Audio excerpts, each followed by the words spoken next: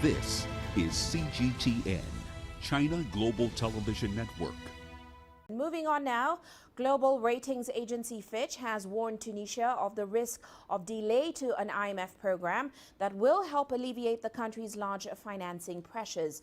The Tunisian president suspended parliament and dismissed the prime minister, raising new political uncertainties in the North African state. Here's CGTN's Adnan Shaushi reporting. Fitch Ratings warned in a note that President Kais Said's moves could further complicate Tunisia's economic, social and political crisis. In addition, the fragile coalition in parliament, tensions between the ruling and opposition parties, and entrenched social opposition, including opposition from the labor union to substantial fiscal consolidation measures, could lead to a delay of the crucial IMF funding. The current political crisis has negative repercussions on the economic situation and public finances. Tunisia needs an urgent funding of $1 billion to repay loans and the salaries of civil servants. The decisions of the president are political, but their impact on the economy are considerable. It would be difficult for Tunisia to negotiate with the IMF and seek funding without political stability.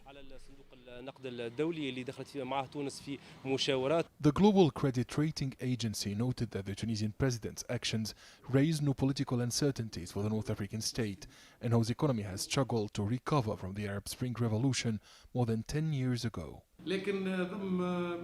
What worries Tunisia's international partners and critics at home is that the president now has all the powers. This could pave the way for a return to dictatorship. The business community urges the head of state to respect the constitution and human rights and to present a clear roadmap for economic reforms. Fitch Ratings believes it is unlikely that President Said will use his powers to push through difficult measures to address financing pressures, such as cuts to the large public sector wage bill, which represented 17% of GDP in 2020.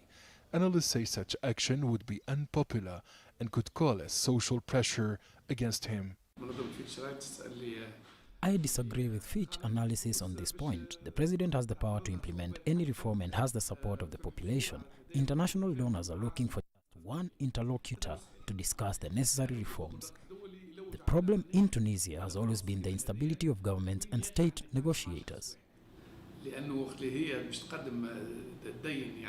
Earlier this month, Fitch Ratings downgraded Tunisia's long-term foreign currency issuer default rating to B- from B, with a negative outlook. Fitch explained that the prospects for reforms that would lower fiscal deficits, stabilize debt and contain external liquidity pressures were poor before the current crisis.